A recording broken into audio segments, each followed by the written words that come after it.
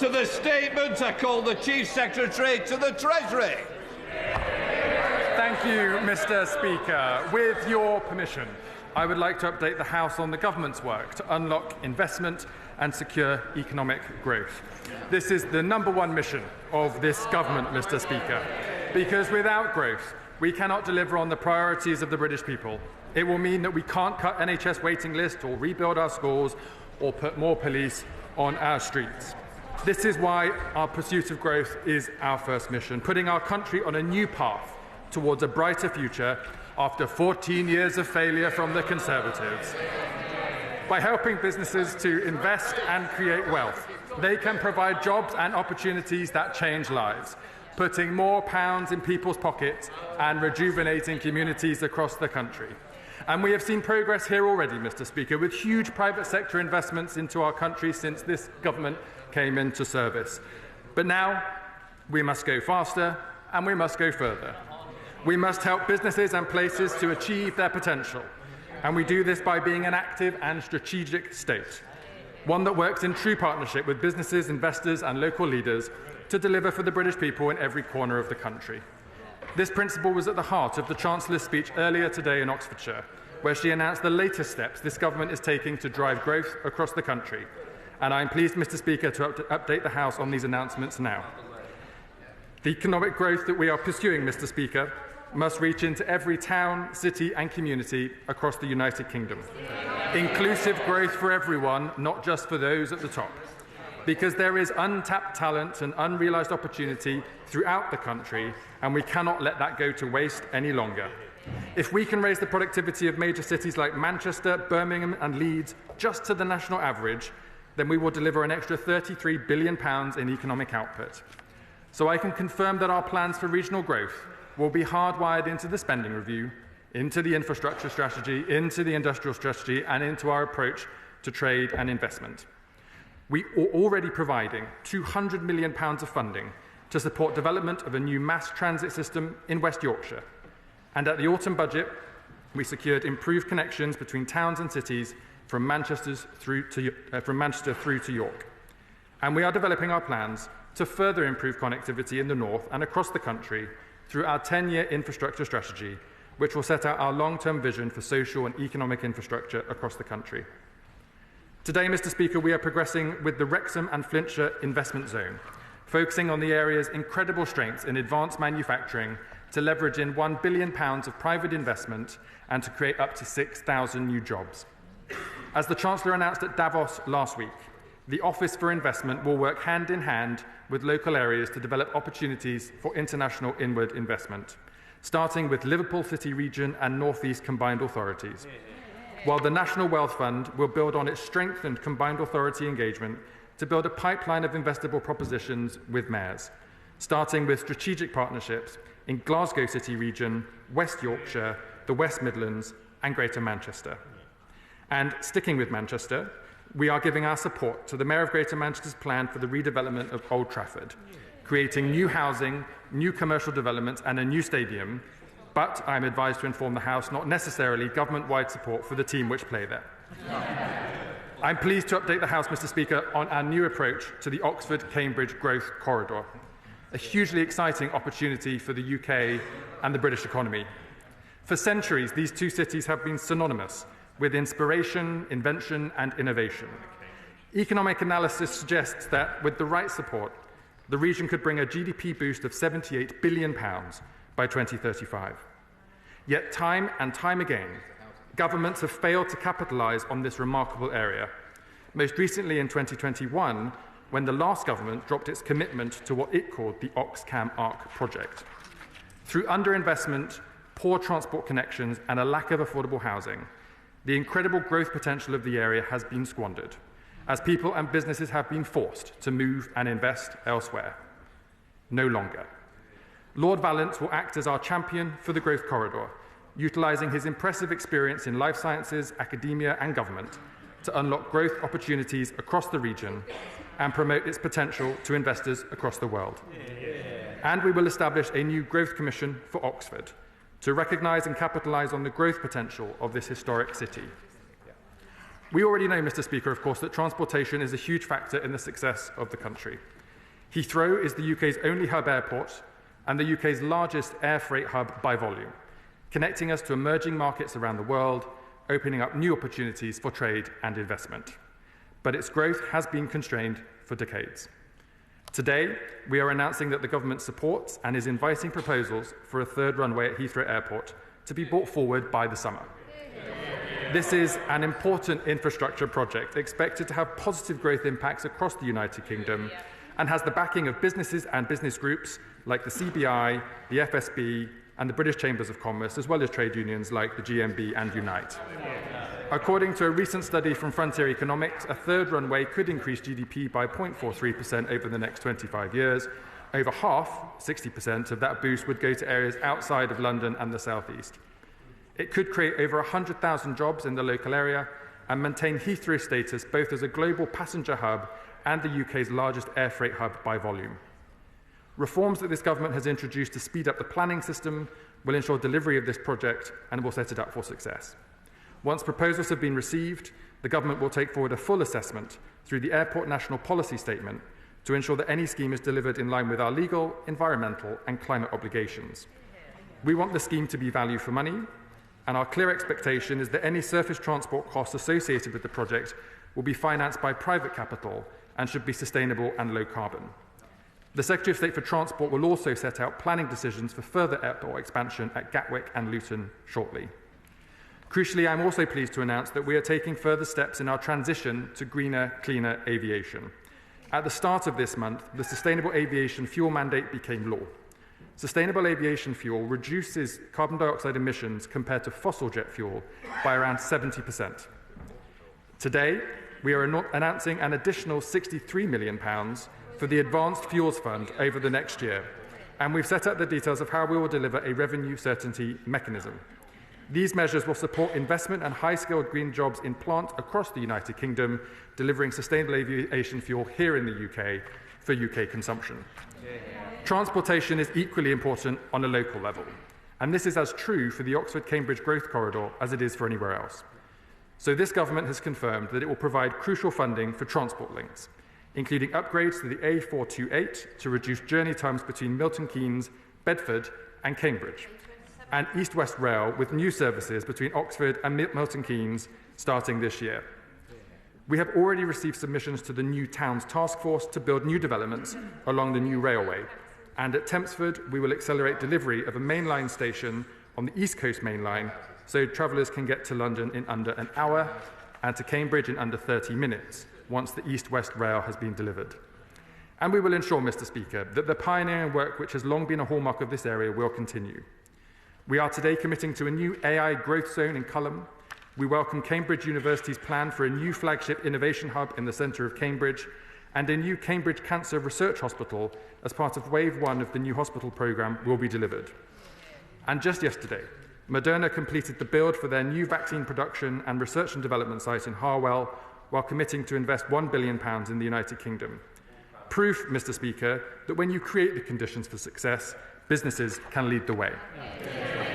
I am also pleased, Mr. Speaker, to confirm for the House that the Environment Agency is lifting its objections to specific developments in Cambridge. So we will press on with plans to develop 4,500 additional homes, new schools, office, retail and lab spaces in and around Cambridge. And in a further boost to the area, we have now agreed water resource management plans with water companies, unlocking £7.9 billion of investment in water resources in the next 5 years, including the new Fens Reservoir serving Cambridge and the South East Strategic Reservoir near Oxford. Mr. Speaker, this government has come in with a purpose, to bring growth and with it opportunity to the country. In just 6 months, we have taken the tough decisions to make that possible, and we are taking on the responsibility of a government that delivers real change for people, no longer the hollow promises of the Conservative Party, but change delivered under this Labour government. Working with business, working with local leaders to drive the growth that will lift up this country.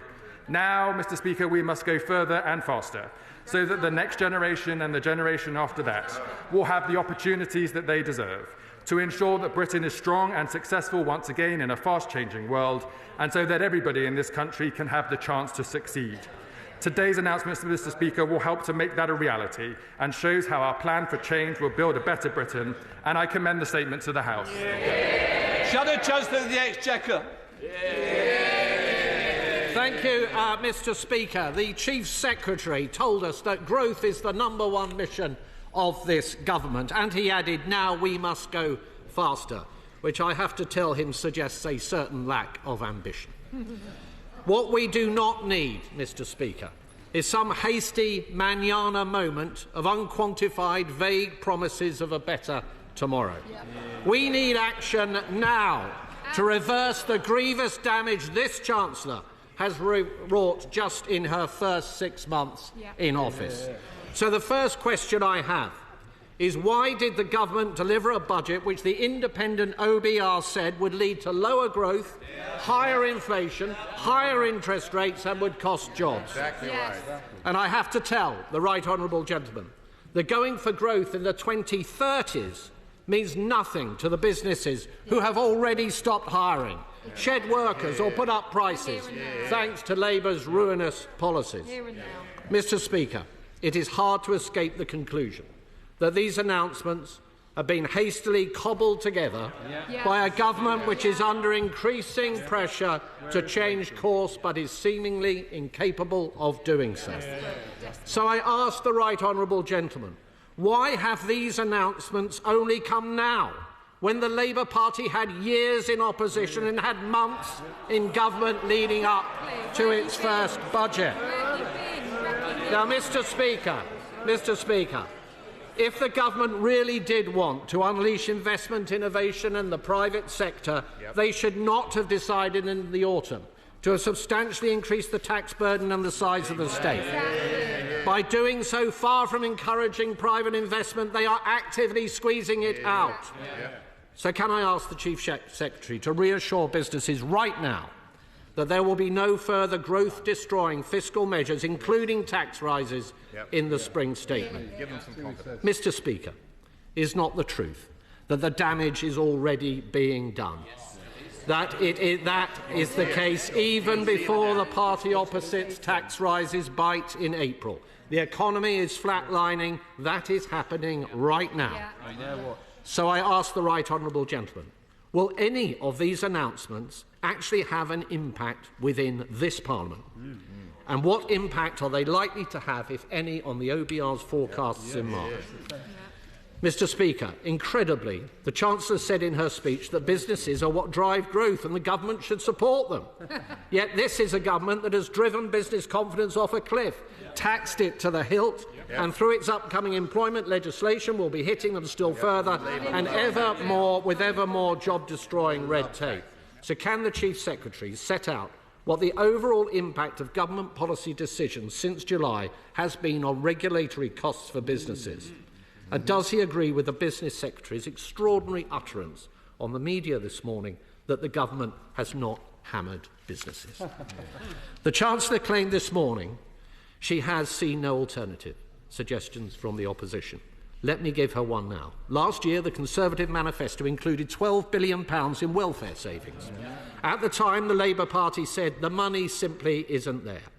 Now we are told that the government will shortly be coming forward with plans for welfare reform, another Damascene conversion.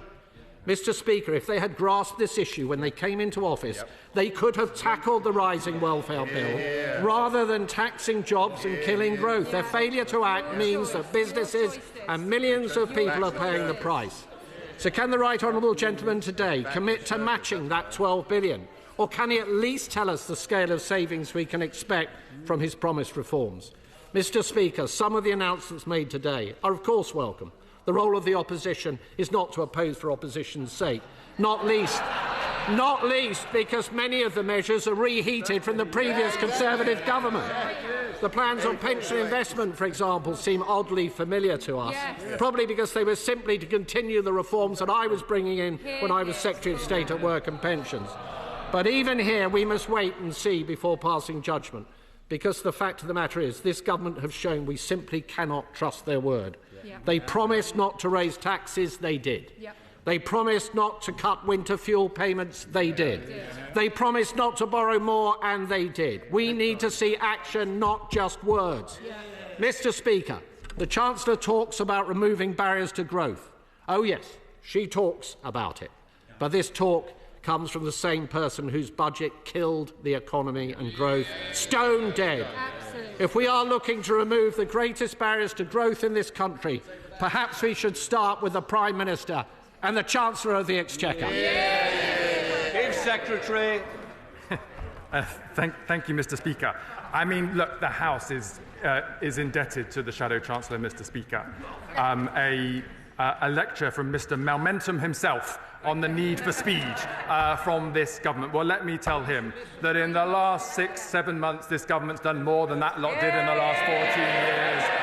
Mr. Speaker, and he's asked me, Mr. Speaker, he's asked me about our plans working with business. The comments from business leaders and investors today speak for themselves, Mr. Speaker. Our plans are welcome from business and we'll be working in partnership with them to deliver for this country.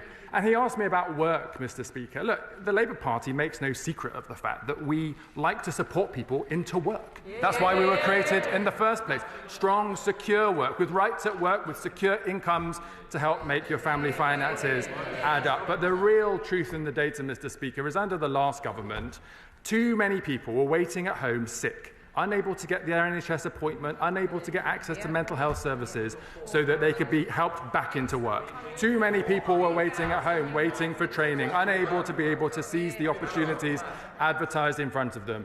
This Labour government will not take that as a luxury. We will work at speed to give people the work that they deserve. And Mr. Speaker, I think the heart of the Shadow Chancellor's statement was a truth for the country to consider. That under the last administration, it was promises cancelled, and under this administration, it's promises being delivered. Chair of the Select Committee, Dame Meg Hillier. Thank you, Mr. Speaker, and I welcome this government's commitment to infrastructure investment and for telling the world that Britain is open for business. But to deliver on all of this, we'll need a really skilled workforce to deliver on these major construction projects. So could the right honourable gentleman set out how the government is going to make sure that we've got the skills to deliver what he's promised today? Minister. Thank you, Mr. Speaker. I thank the Chair of the Treasury Select Committee for her question. This is an important test of turning policy into real-world delivery, and through our infrastructure and industrial strategies, we are engaging right now with businesses and investors across the country so that as we bring forward our plans, we have a skills and training system that actually creates opportunities for people to take the jobs that we need them to do to help get Britain building. This will be a crucial part of our approach to infrastructure so that every person across the country can seize the benefits of the plans of this government. Daisy Cooper, the Liberal Democrat spokesperson. Thank you, Mr. Speaker. The government is absolutely right to focus on economic growth, but their blinkered approach on Europe is holding back British businesses and stifling the very growth we need to fund our public services. By ruling out negotiations on a bespoke customs union and a youth mobility scheme with the EU, the Chancellor's dash for growth will be more like a slow crawl in a car with the handbrake on.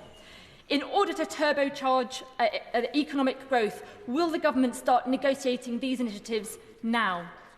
Mr. Speaker, to unleash growth through our small businesses, the Chancellor should scrap her national insurance contributions rise and instead seek to raise the same amount of money through the measures that we Liberal Democrats have suggested, reversing the tax cuts on the big banks, increasing taxes on the big tech and gaming companies and reforming capital gains tax in a way that would be fairer and raise more money. Will the government look again at these alternative revenue raises and lift the burden that government has placed on small business? On airports, the Chancellor has voiced her support for Heathrow expansion and suggested it will be forthcoming for other airports, something that we Liberal Democrats oppose because it will deliver minimal growth but at huge cost to the climate. Can the government confirm if they intend to abide by the advice from their own climate change advisers that no airport expansions should proceed until a UK-wide capacity management framework is in place?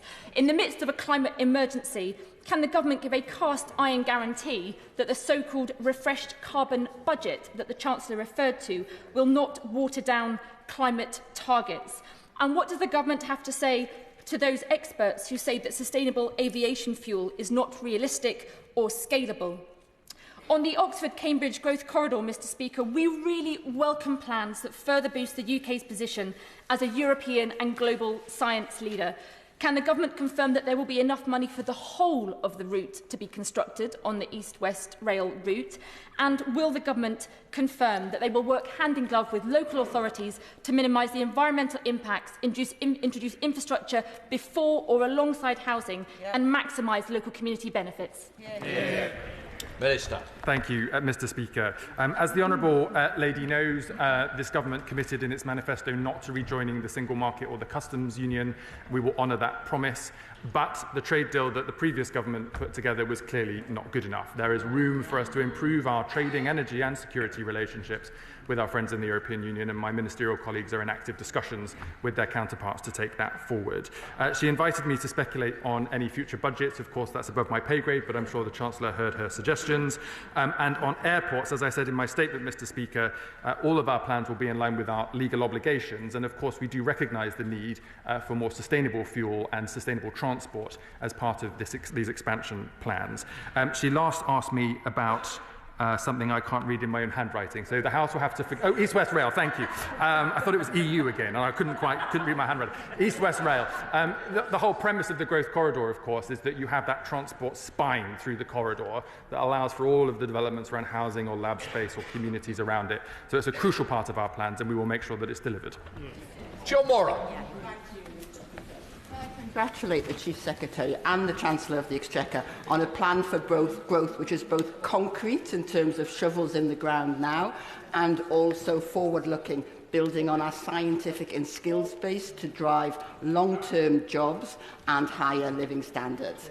Now, I know that the Heathrow expansion will help businesses in the North East, but for the sake of those of us who are not Manchester United fans, could he clarify that much of the investment in the Man U development will be private sector based, and could he also set out how it will help the rest of the North, and particularly Newcastle United fans like myself? Minister.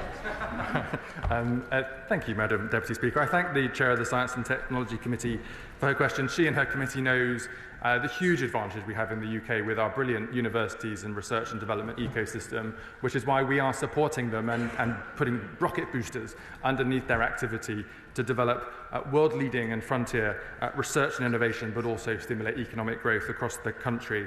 The Honourable Lady is right that the development in Manchester is a broad set of developments, private financed around housing and commercial opportunities, as well as the work that Manchester United want to do in relation to their football stadium. I'm afraid I should inform the House now that I probably can't give a running commentary of the stadium applications for all football clubs across the country, and she'll have to forgive me for not knowing the latest plans for Newcastle. Dowden. Can I welcome the Government's conversion to a third runway at Heathrow? The sort of connectivity that enables, particularly with fast-growing economies in Asia and the Gulf, is essential to growth. But what assurance can the Chief Secretary to the Treasury give to the House that this project won't be subsequently stymied by an absolutist approach driven by ideology towards carbon emissions, which will drive it into the ground at a later moment, because we've been down this path before? Minister. Thank you, Madam Deputy Speaker. The Right Honourable Member knows he's been down the path before, because it was his government that went down it and blocked all of these developments from happening over the last 14 years. The reason this government is working on reforms to the planning system and looking at national policy statements, thinking about our skills and infrastructure supply chains, unlocking private capital, is because we are a government that wants to get Britain building again, not blocking the projects that have been stalled for years under the last administration. Select Committee Member Jeevun Sandher.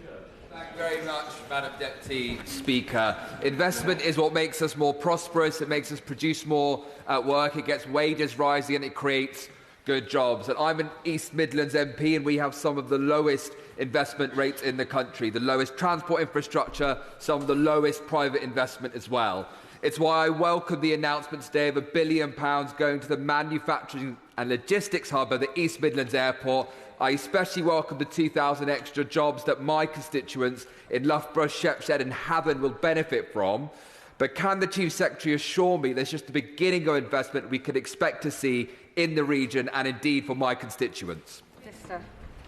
I thank my honourable friend, who is a strong advocate for the economy in the East Midlands and for his constituency. He will know that I visited the region last week and met with businesses and investors with our mayor in the region, Claire Ward. They're doing a brilliant job to secure inward investment into the region, and there's a huge amount of untapped potential in the East Midlands. I'm pleased the Chancellor was able to make announcements today, and we very much look forward to hearing for more business cases and more potentials in the future so we can unlock growth in the East Midlands. Select Committee Member Dame Harriett Baldwin.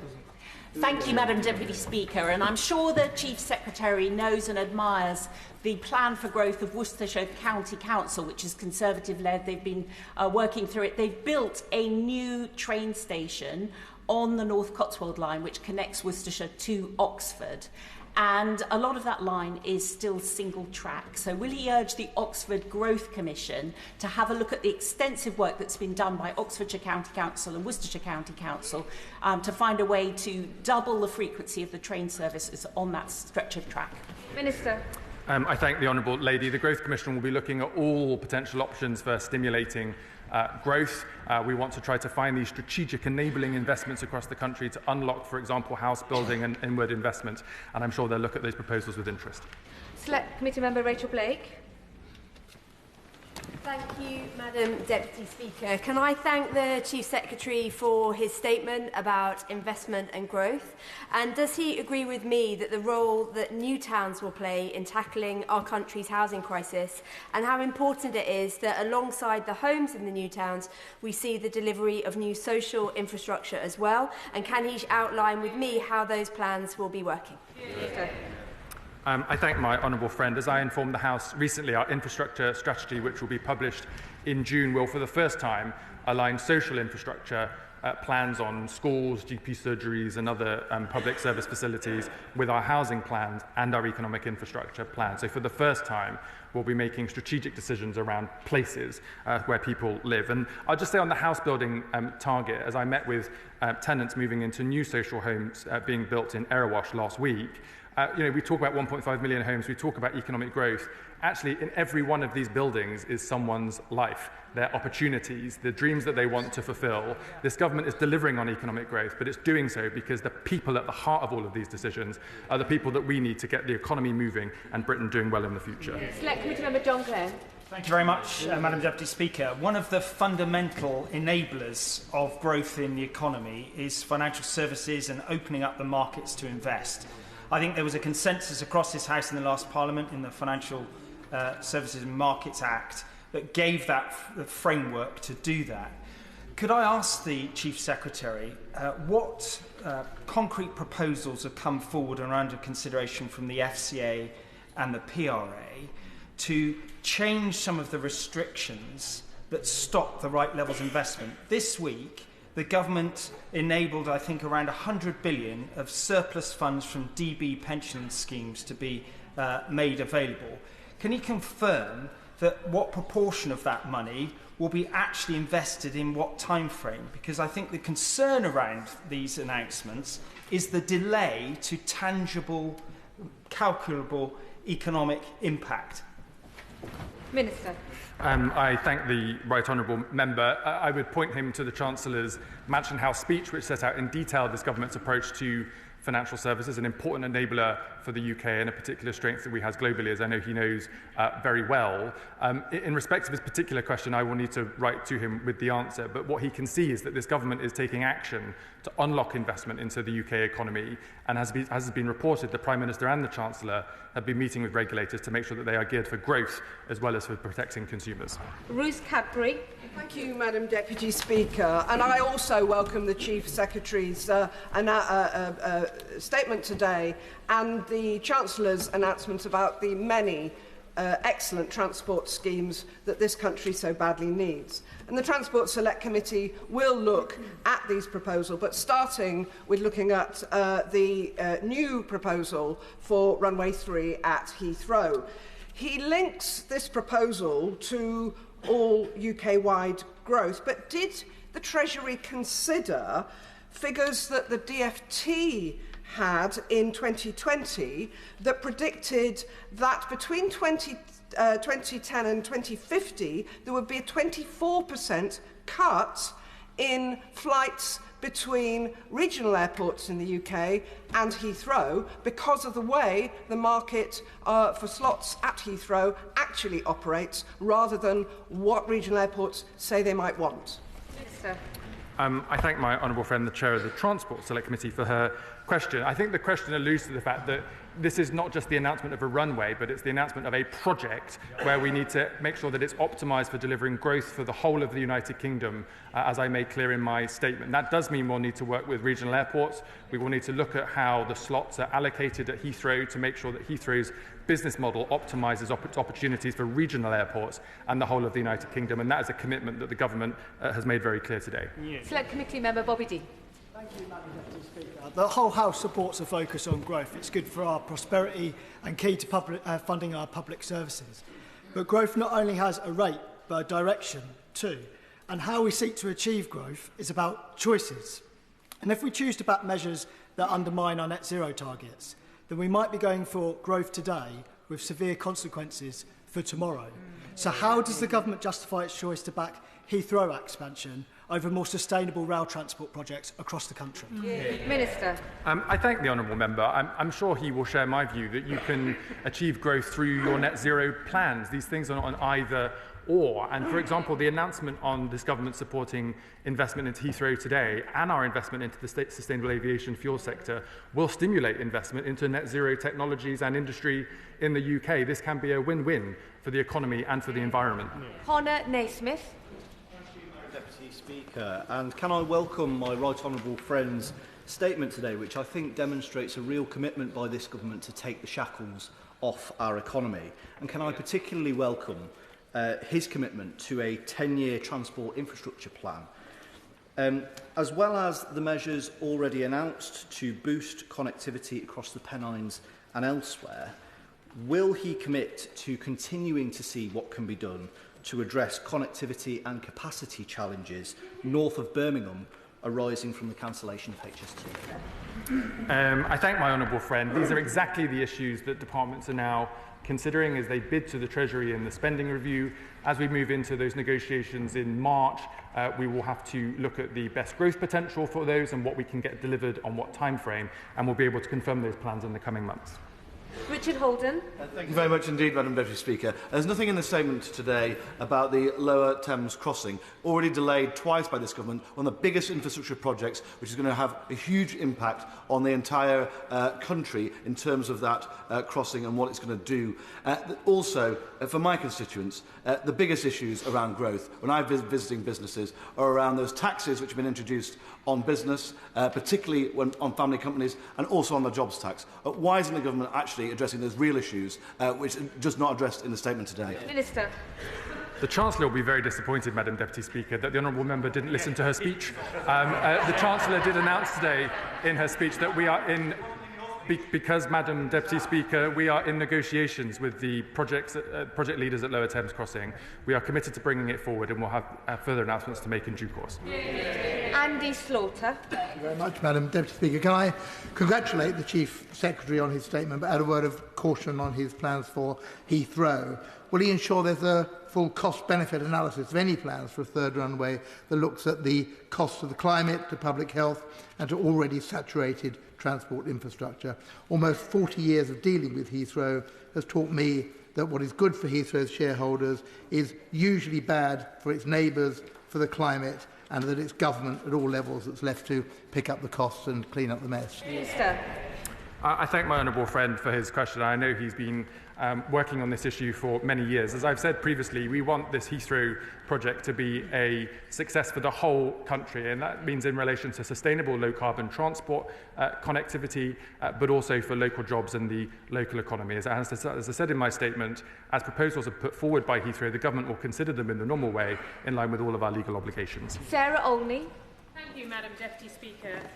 In November 2024, giving evidence to the Treasury Select Committee, the head of the OBR, Richard Hughes, stated that further investment in infrastructure, such as extending airport capacity, will not deliver high economic returns as the UK is already highly connected.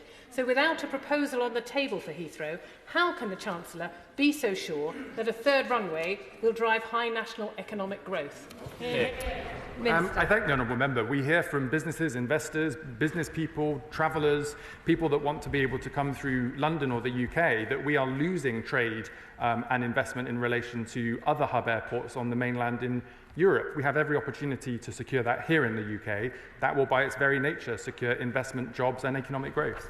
Rachel Hopkins. Thank you, Madam Deputy Speaker. Earlier, the Chancellor highlighted the redevelopment of Old Trafford in her speech. But similar investment is happening in Luton, with Power Court set to be the new home of Luton Town Football Club. This mixed-use housing and commercial development will bring new opportunities and support regeneration of our town. So can I invite the Minister to join me on a visit to see how it will be a key driver of economic growth across Bedfordshire and the Eastern region? Minister. I thank my honourable friend. She knows I don't get let out of the Treasury very often, but when I do, I'm sure I will be delighted to come and visit. And look, Madam Deputy Speaker, these are classic examples where, by working with private investors and local businesses, working together to coordinate investment on maybe road junctions or rail or housing developments or even football stadia, that you can get to a point where you unlock economic growth for people, improve their community, and we're absolutely interested to look at all of those opportunities. Sir Gavin Williamson. Thank you, Madam Deputy Speaker. With the increase in employers' national insurance contributions, what assessment has the Treasury made as to whether this will increase business investment or decrease it? Minister. I think the Right Honourable Member is inviting me to speculate on the OBR forecast, which will be presented to the House on the 26th of March. John McDonnell. There's so much to be welcomed in this statement, but sadly I believe it has been tainted by the decision on the third runway at Heathrow. When such a decision is made by the Chancellor, by the Government, it's important that there's full openness and transparency so that we can explain the Government's thinking to our constituents. So could the Minister ensure that the papers that led to this Damascene conversion for some members of the Cabinet are published openly, that particularly those with regard to how to tackle the carbon emissions that will be increased, particularly in how it meets our carbon capacity statements. Secondly, how the agriculture in this country will be converted to meet the SAF requirements, how the noise contours will impact upon so many more people, 2 million, how the emissions at the moment in terms of the air pollution will be tackled that are already above the legal limits, and also how the 8,000 to 10,000 of my constituents will be rehoused when 4,000 properties are demolished as a result of this decision.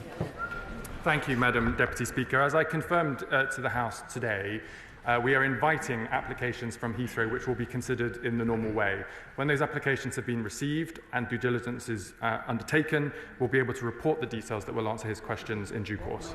Dave Dugan. Thank you, Madam Deputy Speaker. It says on the cover that this is about growing the UK economy, but the substance of the statement is much more about growing the English economy, because it has a passing reference to Wrexham and a nebulous acknowledgement that, and I quote, they will build a pipeline of investable propositions starting with strategic partnerships in the Glasgow City region.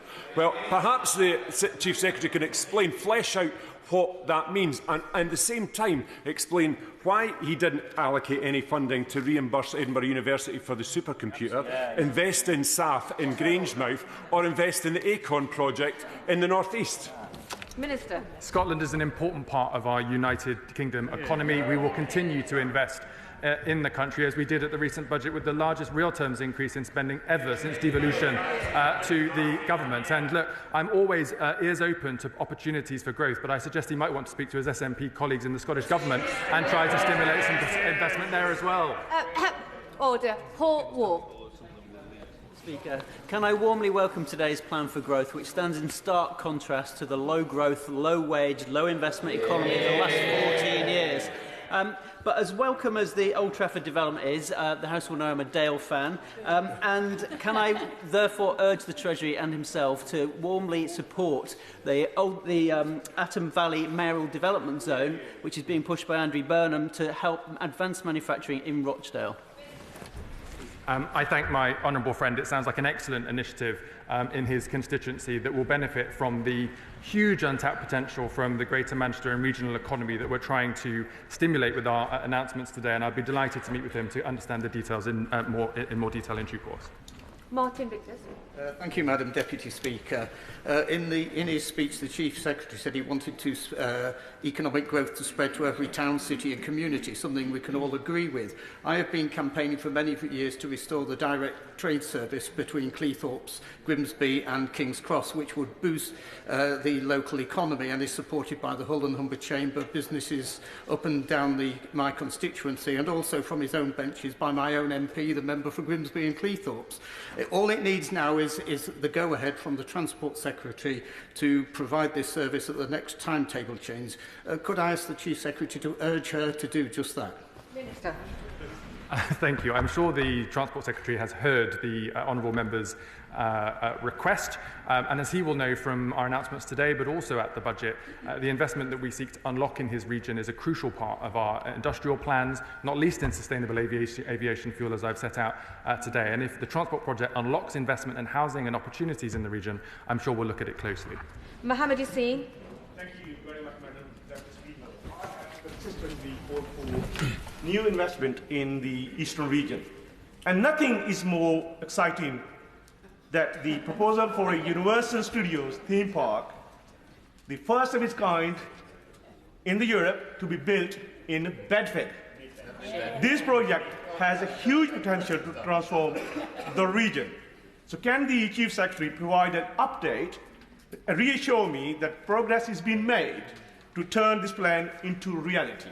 Hopefully the Minister can meet that enthusiasm. I thank my honourable friend who's campaigned tirelessly for this investment in the region since he's been in the House. As he will know, the government is in negotiations with partners for this development, and unfortunately I can't update the House at this stage, but I look forward to doing so in due course. Layla Moran. Thank you, Madam Deputy Speaker. As the MP for the Dreaming Spires, may I thank the Government for their vote of confidence in my constituents to deliver the growth that this country, and indeed arguably the world, needs. But I will take umbrage with one thing. He talks about the Oxford plan, underlined by the fact the Chancellor actually gave her speech not in Oxford City or its environs, but indeed in Ensham. Would he rename the Growth Commission, not the Oxford Commission, but the Oxfordshire Commission, and would he meet with me and my many Liberal Democrat colleagues so that we can work with him to maximise the potential in this plan? Minister. I thank the honourable lady for her suggestion. It's not for me to get in the middle of boundary disputes, but we hear the suggestion. I will take it back to the Treasury and see what we can do. Rebecca Long-Bailey. As a United fan, I hugely welcome the potential economic and social benefits the Old Trafford redevelopment will bring the city of Salford. But can I ask the Chief Secretary what he will now do to ensure that those awarded contracts are required to do all they can to employ, train and retain people from within the local area and to ensure that that ethos is mirrored across supply chains? Minister.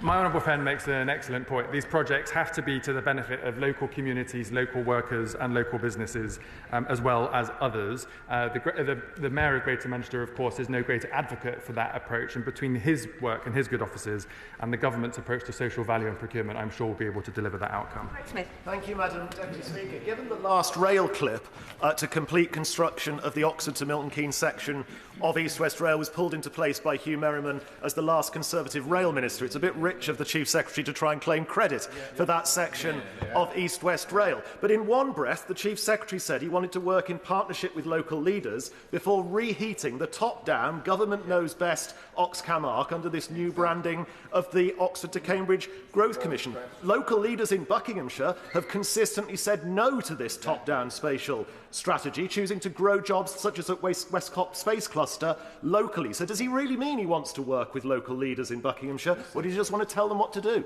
Minister. I think the honourable member, Madam Deputy Speaker, is what we call a blocker. That's not in the nature of this government, and we'll get on and deliver. Yasmin Qureshi. Thank you, Madam Deputy Speaker. Can I welcome the Minister's statement regarding growth? Would he agree with me that alongside upgrading transport infrastructure, we should work to create more homes and infrastructure around existing commuter lines, such as the Bolton to Manchester line in my constituency? Minister. My honourable friend is absolutely right, and the Deputy Prime Minister, in working on the Plan for Change priority of £1.5 million new homes has already identified this as a great opportunity for the government, working with partners in Network Rail and elsewhere to unlock the land adjacent to existing infrastructure for new developments. Some of that was referenced in the Chancellor's speech today in relation to the Oxford-Cambridge Growth Corridor, but we're actually looking at opportunities across the country as well. Andrew Morrison. Name-checking places across the country that might benefit from growth. The Chief Secretary to the Treasury did a good job, except he didn't mention anywhere in the South West. Not once. He is the member for Bristol North West. So why does he think that is? Does he have no confidence in the potential of the South West? And will he redeem himself? Will he redeem himself by visiting Trowbridge, the county town of Wiltshire, and specifically the Tech Trowbridge initiative, which is trying to create the conditions for growth that the government might like to be involved in? Minister. The honourable member's confused, Madam Deputy Speaker. I'm enormously proud of my region, of Bristol and the South West, not least because of our heritage and the potential that we have to offer the country for the future. Of course, the aerospace industry in North Bristol will be benefiting enormously from our announcements today, which is great for workers and businesses in our region. One of the announcements coming from the National Wealth Fund today that he may be interested in is investment into the Cornish economy to ensure that we're mining again, to be able to get the rare earth materials that we need to fuel development in the UK, creating jobs and investment in the South West as he asked for. Matthew Patrick. Thank you, Madam Deputy Speaker. There were barriers to growth in this country that have been here for so long I thought they'd be here permanently. But we have a government so committed to growth, they're tearing them down daily, and today is another day. And I welcome that. I also welcome the pilot announced by the Office for Investment that will benefit the Liverpool City region, bringing government and industry together to unlock private investment. Could my right honourable friend please set out how that will benefit my constituents in Wirral West? Minister. I thank my honourable friend. What we've announced today is that the Office for Investment, which partners with foreign direct investment into the UK, will be given line-of-sight opportunities across the country, not just perhaps the particularly large project that the government is interested in on that particular day. That's why working with mayors in our combined authorities will be a great way to bring together a prospectus of investable propositions for investors across the country. And I can reassure him that the blockers to delivery are not permanent because we voted them out at the last election. Christine Jardine. Very much, Madam Deputy Speaker, and I'm sure the Chief Secretary will correct me if I'm wrong, but the only 3 words about Scotland in his statement are Glasgow City region. And while they are welcome, does he appreciate that while it may have been the biggest settlement for the Scottish Government, every other statement which has come out of this place by the Government has undermined their support in Scotland since the general election? And that in my city of Edinburgh, we are very concerned about every statement about investment in AI and research leaves us out, and the implications of expansion at Heathrow down the line mean more air traffic over our city without an emission management plan in place.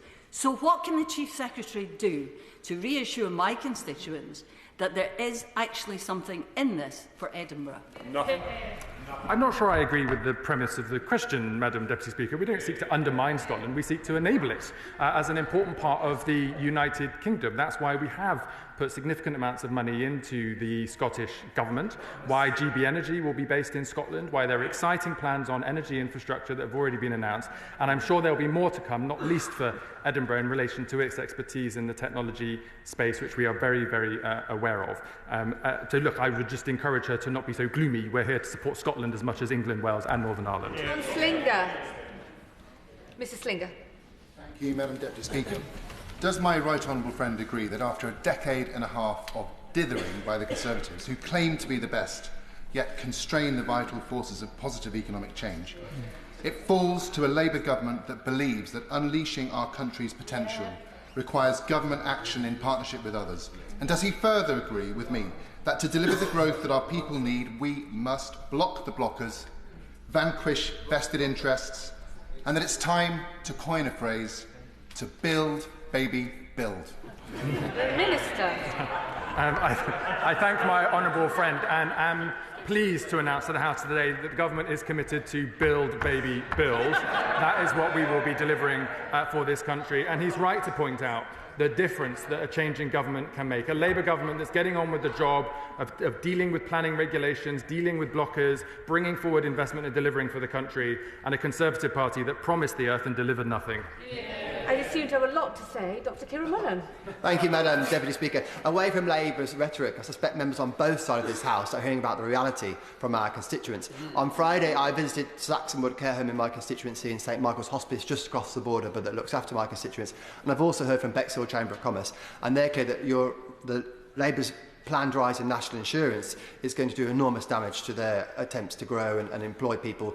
Does the Chief Secretary agree with the OBR's forecast that the jobs tax will harm and not help growth?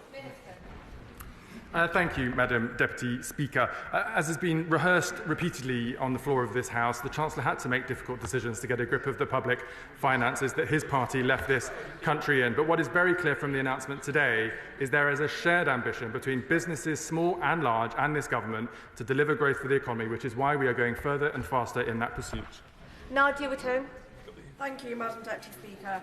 Making our economy work for people across this country is absolutely vital after 14 years of Conservative mismanagement. But the New Economics Foundation has found that expanding the UK's airports would not deliver serious economic growth. Meanwhile, analysis by Carbon Brief shows that offsetting expansion at Heathrow, Gatwick and Luton would require a forest twice the size of London. Our climate goals would be in jeopardy. Does the Chief Secretary think it's realistic to expand Heathrow and other airports and still meet our climate obligations? And is the risk to our futures really worth it?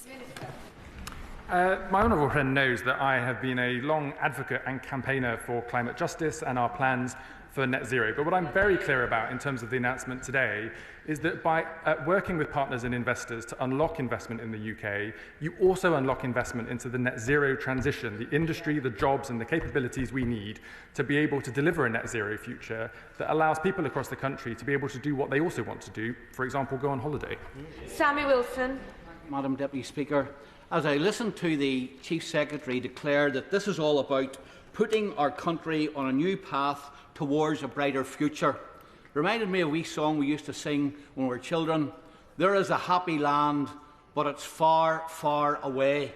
And unfortunately, many of these projects are long-term. They'll not be delivered even in the lifetime of this Parliament, and they will not offset the anti-growth policies which have already been announced by the government and which are devastating industry. But I notice that he said that he wants to deliver for people in every part of the country. Not one mention of a project in Northern Ireland, nor indeed any indication what the government is going to do with the anti-growth impacts of the protocol and the Windsor framework. So can he tell us what is there for the people of Northern Ireland and for growth prospects in Northern Ireland in this statement? We always get a bit grumpy as we get older, don't we, Madam Deputy Speaker? But I agree with the Right Honourable Gentleman.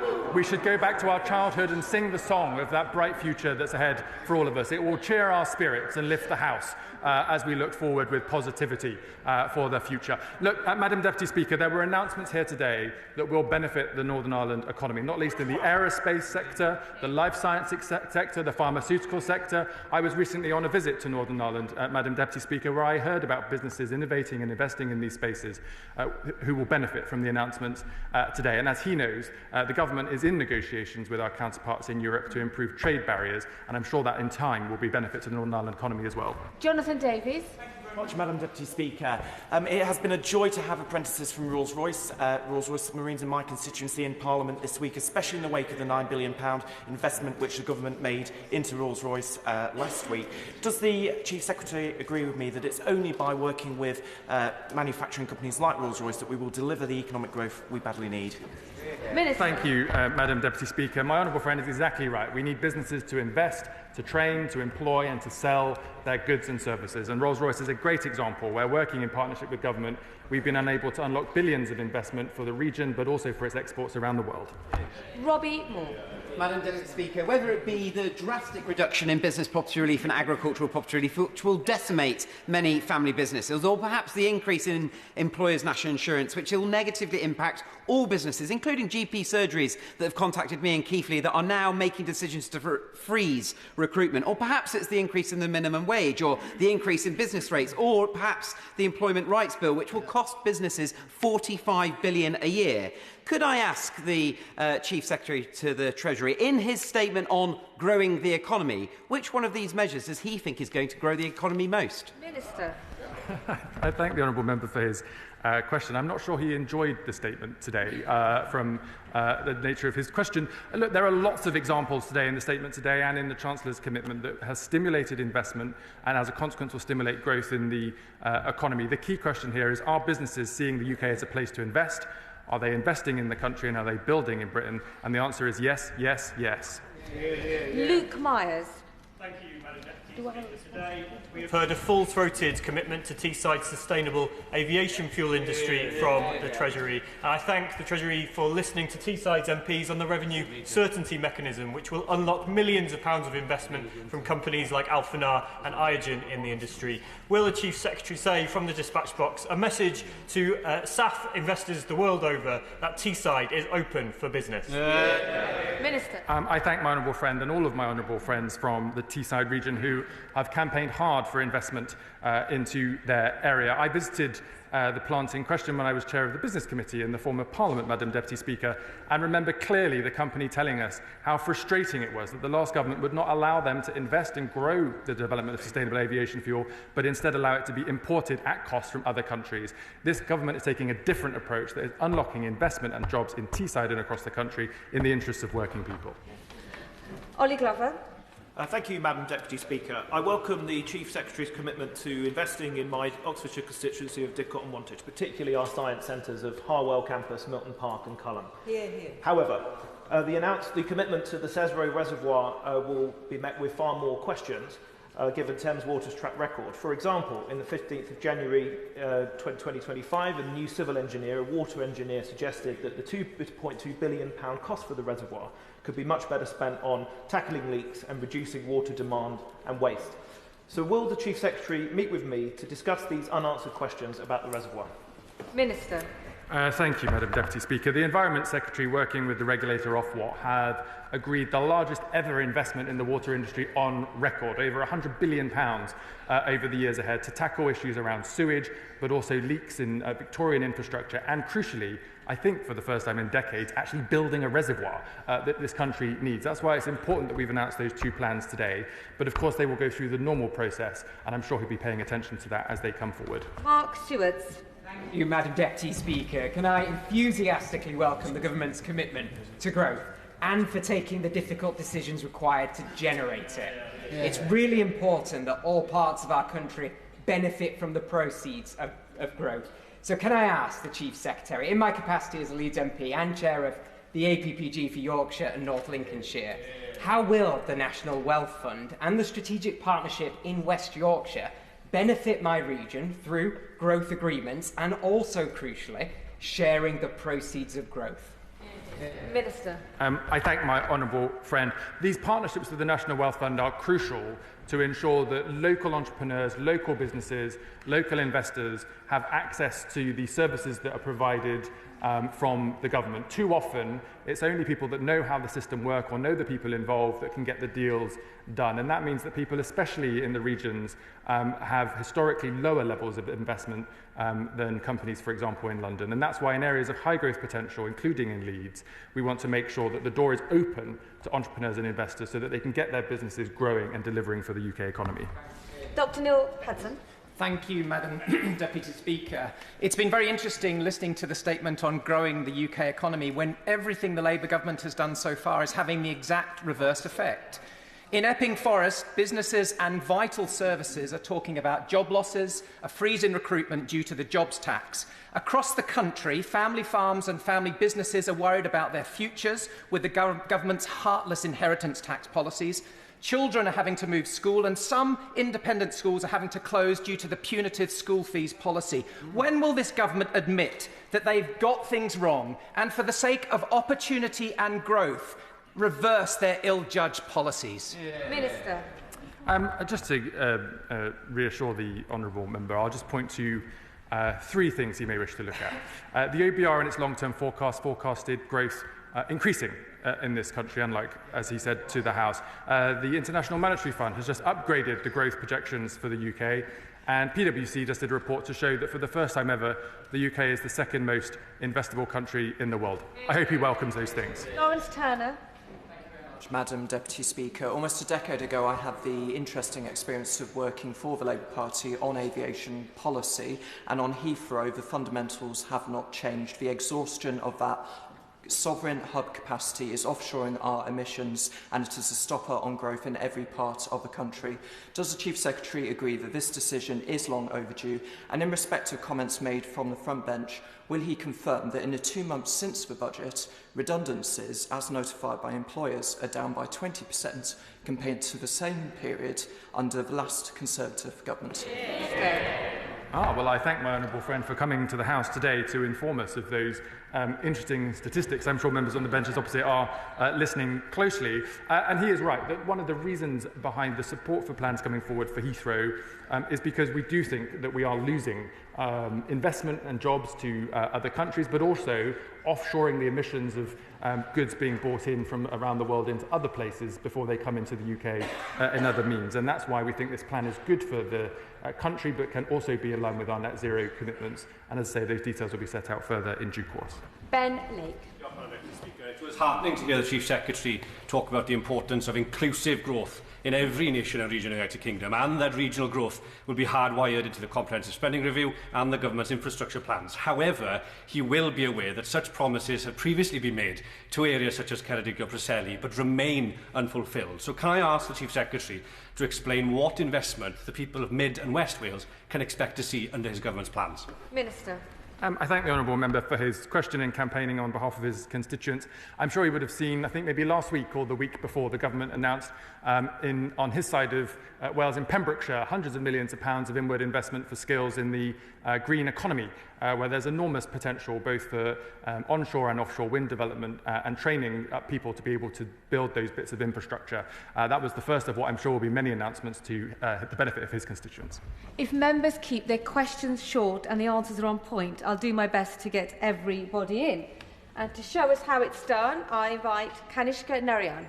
Madam Deputy Speaker, Harold Wilson said the only human institution opposed to progress is a cemetery. Today we can add to that the Tory party.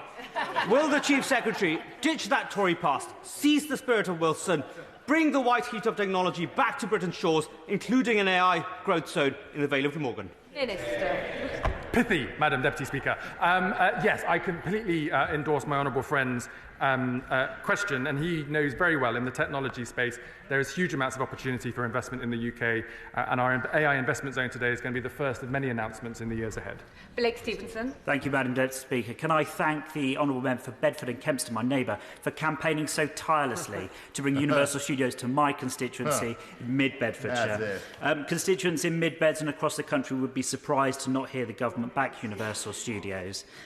Could the Minister confirm when he intends to conclude negotiations with Universal Studios and come back to this House with an update? Minister. I thank the honourable member. I'm afraid I can't give him a date because negotiations are, as you will know, negotiations. They are ongoing, but I'm hopeful that we'll be able to come back shortly with updates to show that we are able to deliver these deals much faster than his party was able to when they were last in government. Jim Dixon. Thank you, Madam Deputy Speaker. I'd like to thank ministers on behalf of Dartford residents for the announcement from the Chancellor this morning that the Lower Thames crossing is getting the green light from the government today. This will unlock growth across the UK economy, the Thames estuary and Kent itself, as well as relieving the misery that Dartford residents experience at the Dartford crossing currently.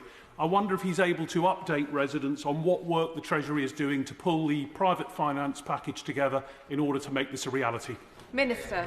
I thank my honourable friend and support his encouraging words for the announcements from the Chancellor today on the Lower Thames crossing. The Treasury is working with the Department for Transport and the project leaders for the Lower Thames crossing at this point in time, and I suspect we'll have more to say in the coming months. Adnan Hussain. Thank you, Madam Deputy Speaker. The Chief Secretary has articulated a vision whereby the government is committed to facilitating business investment, generating jobs and opportunities. However, I would welcome comments from the Chief Secretary on what the government is doing with regard to support for small businesses that form the backbone of our economy, and especially in my constituency where we have over 600 small businesses. Minister. Thank you, Madam Deputy Speaker. As the honourable member will know, at the budget, for example, in our design of the National Insurance Contribution Scheme for employers, we protected small businesses to ensure that over 50% of businesses in this country will either pay the same as they did before or less than they did before in employer national insurance contributions. That's in addition to a permanent discount on business rates for retail businesses on the high street, which I know many of the small businesses will be of that nature that he refers to in his question. Alan Gemmell. Thank you. Does my friend agree with me that today's announcement on Heathrow sends a serious signal to international investors, trading partners and Scottish exporters where, for example, many tens of thousands of tonnes of Scottish salmon go from Heathrow every year, that this government will choose growth? And does he agree with me, rather than the party opposite and the gloom and doom from the SNP, we will bring growth to the Scottish economy? Minister. I thank my honourable friend. I absolutely agree with him. This is a government that is willing to act in the interests of the UK economy, and investors around the world, as the Chancellor heard at Davos, are taking note. They know that Britain is back, Britain is wanting to build, and we're here to do business. Jim Shannon. Thank you, Madam Deputy Speaker. Can I thank the Chief Secretary for his truly encouraging statement today? I think I'd be churlish to say other than well done. But we have an issue in Northern Ireland, and the Chief Secretary will know it. Whilst economic output increased in Northern Ireland by some 8.1% above pre-pandemic levels in 2019, we are not yet close to potential. An important factor in growth in business is confidence. However, there is an obstacle. So will the Chief Secretary outline how business can be confident in Northern Ireland when we are still entangled in the protocol supply red tape that prevents good deals and hampers small and medium business through the province of Northern Ireland? Thank you so much. We share the honourable member's ambition for the Northern Ireland economy and the people of Northern Ireland. We continue to work with them to unleash that potential, and in respect of our trading relationship with the EU, ministers are in active discussions right now. Bayo Alaba. Thank you, Madam Deputy Speaker. I had the pleasure of welcoming the Minister to my constituency at the weekend. What I'd like to ask is, can the Minister outline how the National Wealth Fund will establish partnerships in regions such as Essex and my constituency in South and East and Rochford? Minister. I thank my honourable friend. As he's seen from announcements today, but also our ambitions for the country more generally, we are on the hunt for growth opportunities wherever they may be. We worked in partnership with business investors to unleash the potential they have to generate great jobs and businesses and innovations for UK PLC and every region of the nation. And I look forward to working with him and his friends in the region to make sure that that comes to his constituency too. Josh Simons.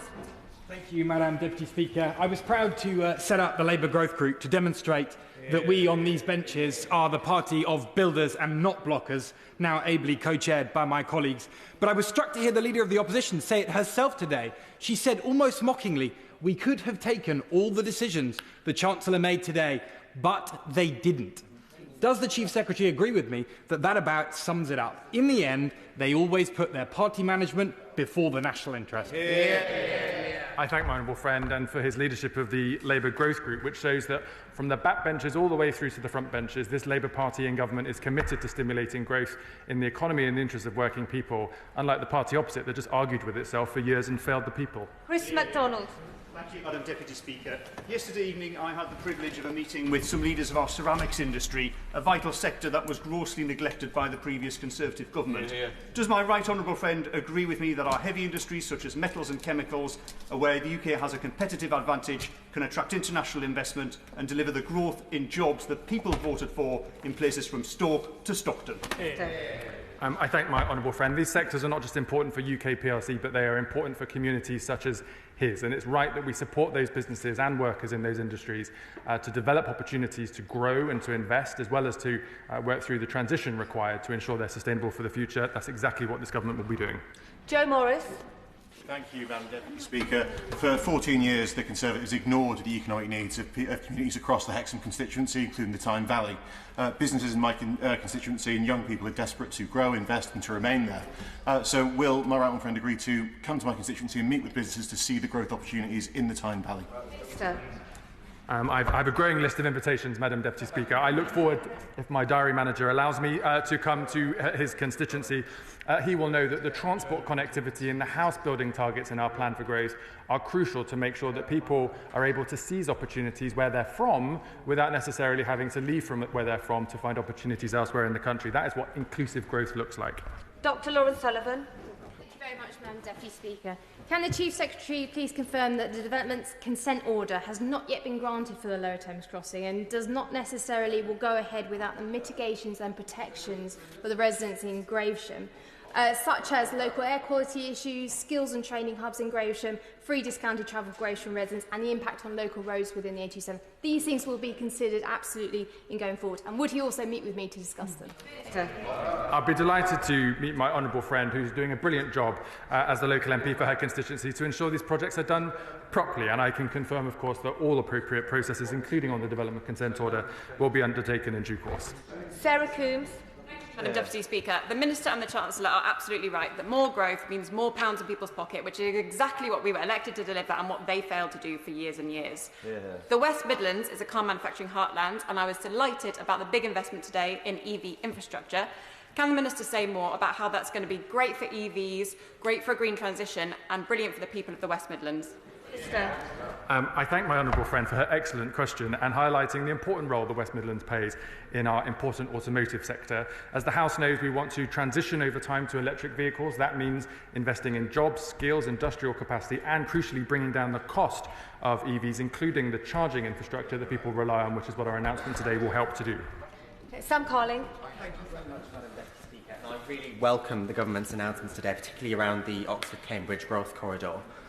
Cambridge and Peterborough are an economic powerhouse for our country, and what we often find is that spin-out businesses from Cambridge look to move to Peterborough as they grow because of our expertise in advanced manufacturing and logistics. So does the Chief Secretary agree that, with the benefits that the growth corridor will bring, it's really vital that we also bring in that expertise for Peterborough and utilise the increased transport connectivity to do that? Minister. I thank my honourable friend. He's absolutely right. The growth corridor is an important enabler, not just for developments along the railway, but for the whole region. We see from other countries who get these projects right. For example, the Chancellor referred to Silicon Valley today. The opportunities for the broader region are made available, and I'm sure they'll be available to the people of Peterborough too. Emma Foodie. Madam Deputy Speaker, Newcastle International Airport, located in both mine and my honourable friend, the member for Hexham's constituency, is crucial for connecting businesses and people in the North East to the rest of the world, often through flying via other hub airports. Does the Minister agree with me that increased capacity at Heathrow will provide vital opportunities for the North East, boosting economic growth for the entire country? And whilst he's visiting the Tyne Valley, if he wanted to pop over and see what has been recently awarded the world's best airport, we would put on a great welcome for him. Minister. Well, I congratulate my honourable friend for her airport and look forward to seeing it in due course. Look, she's absolutely right in her in the premise of her question.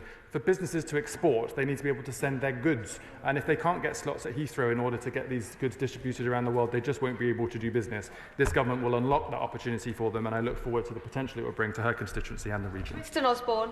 Thank you very much, Madam Deputy Speaker. Is it not the case that this government has, to coin a phrase, a build, baby, build approach, as confirmed by my honourable friend, versus the blockers opposite? Can he also confirm that there is an active private sector interest in the Lower Thames crossing? And will he confirm and outline soon the timetable for it progressing for those living in Kent and Essex? Minister. I thank my honourable friend. I have to confess, Build Baby Build wasn't in the lines to take this morning, but maybe it is now. Look, in terms of private capital, which was the question, we know there's enormous amounts of interest to invest in the UK, so long as we can actually show we can deliver and get things done. And that's why we're working actively with partners to do just that. More details will be confirmed in the spending review and the infrastructure strategy in early June. Holly Billington. Thank you very much, Madam Deputy Speaker. I welcome today's statement and congratulate my right honourable friend for it. Can I also ask for some reassurance that when we are looking at strategies for logistics, we consider the importance of our ports and have a proper national strategy for making the most of our ports, for making sure that our coastal communities can be part of that growth strategy and rebalance our economy towards our coastal communities? Minister. My honourable friend is absolutely right. Our ports play a really important role in the UK economy. I declare an interest in respect of my own constituency. She will, I'm sure, have welcomed initial government investments in our ports, not just for trade and logistics, but actually for our ability to deliver infrastructure, for example, in offshore floating wind. I know the government has more plans in this area and more announcements will be coming soon. Laura Kirk-Smith. Thank you, Madam Deputy Speaker. I'm really pleased to hear the ambitions for the Oxford-Cambridge Growth Corridor, which will create great opportunities for my constituents in Aylesbury. I'm particularly pleased to see the emphasis on infrastructure, including the East-West Rail link, and I would love to see a rail link from Aylesbury up to Milton Keynes and onto that East-West Rail in due course as well. Does the Minister agree that good transport infrastructure like this is critical to growing our economy? Minister. My honourable friend is absolutely right. Mass transit within city regions, but also intercity connectivity connects people to jobs and opportunities. That's why it's a crucial part of our growth mission and why we will set out further detail later this year about how we will unlock investment into this sector to enable that investment and jobs for people across the country. Gregor Poynton. Thank you, Madam Deputy Speaker. For too long we've been held back by dither, delay and indecision by the party opposite on expansion of Heathrow. A third runway at Heathrow will strengthen Heathrow's hub status and make it easier for Scots to connect to the world and bring tourists to our shores. The increased connectivity will also mean Scottish exporters of world-class products such as Aberdeen Angus beef, Orkney seafood and Glenmorangie and Ardbeg whisky, which is bottled in my constituency, will make it easier for them to grow. So does the Chief Secretary of the Treasury agree with me that today's announcement is significant for my Livingston constituents, as well as growing our economy right across the whole of our United Kingdom? Minister. My honourable friend makes an excellent case for the positive impact the announcements today will have on the Scottish economy and the important role that the Scottish economy plays in our United Kingdom economy for growth across every nation and region. And it's a nice contrast, might I say, to voices opposite who were talking down the potential for Scotland, unlike this government that's delivering the potential for Scotland. Alison Hume. Thank you, Madam Deputy Speaker. The manufacturer Alexander Dennis proudly builds innovative British electric buses in Scarborough. I think this might be a case of build, baby, build British buses. Does the Chief Secretary agree with me that British manufacturing and buying British goods are key to our economic growth? Minister. My honourable friend is absolutely right and a great advocate for businesses in her constituency. She will know that mayors, for example, in the UK have committed to buying electric buses from British manufacturers, and we'll be working with mayoral authorities in the years ahead to make sure we can do more of that, not less. Mark Ferguson. Thank you, Madam Deputy Speaker. It is good to hear the Chief Secretary and the Chancellor talking about removing barriers to growth. But then Gateshead, we have a literal barrier to growth. 400 tonnes of concrete, the Gateshead flyover that is currently closed as it is unsafe. As yet, the money to replace this has not been forthcoming, even though it would unlock housing and redevelopment of Gateshead Town Centre. Can the Chief Secretary assure me that projects like this in Gateshead and around the country will be prioritised as a way of unlocking further growth in the economy? I thank my honourable friend for raising this case with me. I'd encourage him to write to the Transport Secretary and to copy me into his correspondence so we can look at the details and consider that further. And finally, Luke Charters. Madam Deputy Speaker, officials told the PSC on Monday that nutrient neutrality rules are blocking the creation of new prison spaces. Those same rules are blocking 150,000 homes. So would the Chief Secretary commit to speeding up the government's review of those rules? Minister. I thank my honourable friend for his question and congratulate him on his paternity leave coming shortly. He knows that the government is committed to protecting the environment but also cutting red tape. We've shown that you can do that in a win-win way with the Nature Fund announced by the Environment Secretary recently, and we'll be doing further work on this issue in the coming months to ensure that we can deliver for Britain and deliver for the natural economy. Well, the Minister's been on his feet for nearly an hour and a half and has a long visit list, and obviously he'll want to visit. He will obviously want to visit Sussex Weald first and foremost, so I'll give the front bench a few moments to swap over.